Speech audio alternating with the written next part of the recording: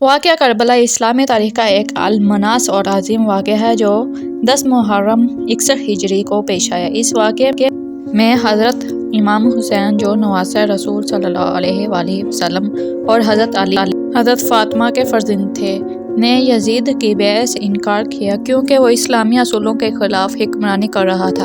جب امام حسین اور ان کے ساتھی کو کربلا کے میدان میں گھیر لیا گیا تو ان پر پانی بند کر دیا گیا اور بھوک و پیاس کی اس حالت میں انہیں لڑنے پر مجبور کر دیا گیا۔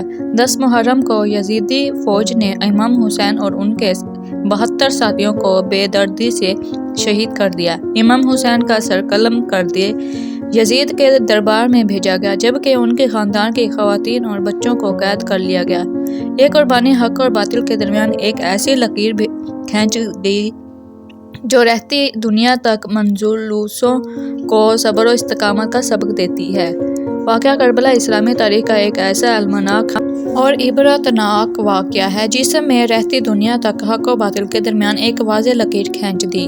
امام حسین کوفہ کے لوگوں کی دعوت پر اپنے اہل و خانہ اور اپنی جانثار ساتھیوں کے ساتھ کوفہ کی جانب روانہ ہوئے، مگر جب وہ کربلا کے مقام پر پہنچے تو یزیدی لشکر نے انہیں وہاں گھیر لیا اور فرات کے پانی تک رسائی روک دی گئی۔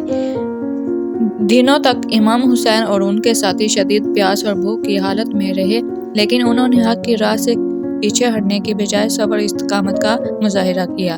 10 محرم یزیدی فوج نے حملہ کر دیا اور ایک ایک کر کے امام حسین کے تمام ساتھی جن میں ان کے بھائی حضرت عباس رضی اللہ تعالیٰ عنہ، نوجوان بیٹے حضرت علی رضی اللہ تعالیٰ عنہ، شیر خواہ فرزند حضرت علی اصغر اور بھتیجے حضرت قاسم رضی اللہ تعالیٰ عنہ شامل تھے، شہید کر دیے گئے۔ آخر میں امام حسین بھی بے جگری سے لڑتے ہوئے شہید کر دیے گئے۔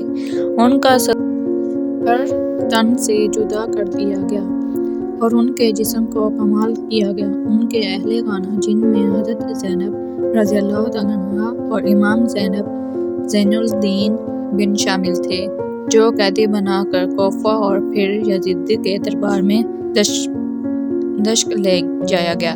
یہ قربانی رہتی دنیا تک ظلم جیر کے خلاف جدوجہد اور صبر، قربانی اور حق کی سربلندی کی علامت بن گئی اور مسلمانوں کے لیے ایک عظیم درس چھوڑ دی گئی کہ باطل کے سامنے سر جھکانے کے بجائے حق کی راہ میں جان دینا افضل ہے۔ یہ واقعہ رحمت، قیامت اور عفو درگزر اور عدل کا اعلیٰ ترین نمونہ ہے جو قیامت تک انسانیت کے لیے ایک مثال بنی رہے گی۔